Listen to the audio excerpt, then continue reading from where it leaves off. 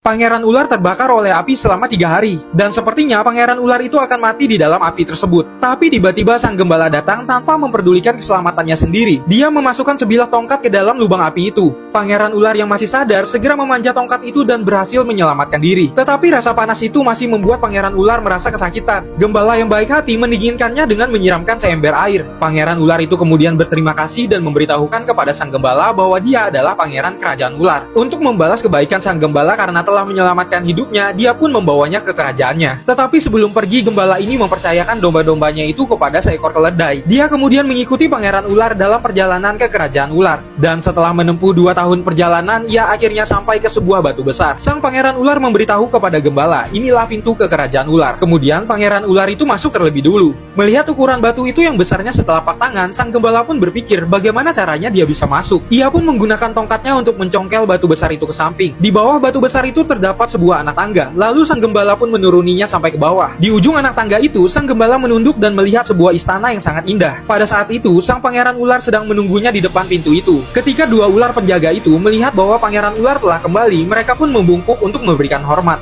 Lalu pangeran ular menggiring sang gembala untuk masuk ke dalam istananya. Istana bawah tanah itu ternyata sangat besar. Sang gembala mengikutinya melewati banyak koridor. Akhirnya dia melihat sosok raja ular yang legendaris. Melihat orang asing masuk ke dalam istananya, raja ular itu siap mengibaskan ekornya yang sangat besar. Ia bahkan sudah siap menelan sang gembala masuk ke dalam mulutnya, yang membuat sang gembala gemetar ketakutan. Beruntung pangeran ular menghentikannya tepat waktu. Ia memberitahukan kepada sang raja bahwa dia telah terbakar oleh api selama 3 hari dan diselamatkan oleh gembala ini, dan aku membawanya kembali sebagai tanda terima kasihku. Raja ular yang telah mendengar cerita anaknya itu pun akhirnya mengerti, dan demi membalas kebaikan sang gembala karena telah menyelamatkan nyawa anaknya, Raja Ular Agung ini memberikan sang gembala 2 pilihan. Yang pertama, Raja Ular berkata ia boleh menikahi salah satu putrinya. Yang kedua, dia akan mengajarkan sang gembala untuk memahami tutur kata binatang. Namun kemudian sang gembala memberikan permintaannya, tak bisakah kau memberiku sekotak koin emas saja? Namun karena sang raja ular tidak dapat memenuhi permintaannya itu, sang gembala kemudian meminta untuk memahami tutur kata binatang saja. Raja ular mendekati sang gembala dan meniupkan angin abadi ke arahnya. Segera setelahnya sang gembala pun memahami bahasa mereka. Setelah mengucapkan selamat tinggal kepada para ular, sang gembala pun kembali ke permukaan dengan mengikuti anak tangga. Hidupnya masih sangat miskin, tetapi sang gembala masih sangat bahagia karena memahami bahasa para dombanya itu. Ia bisa berbicara dengan para dombanya, dan itu adalah sebuah keterampilan yang tidak dimiliki oleh orang lain. Tiba-tiba 2 ekor burung saling berbicara satu sama lain di atas pohon. Seorang pernah mengubur sekotak koin emas di bawah pohon ini, ujar mereka. Sang gembala yang mendengarnya pun langsung mengantar kembali para dombanya itu ke majikannya. Menjelang malam tiba, sang gembala segera mendatangi pohon itu dengan sebilah kapak,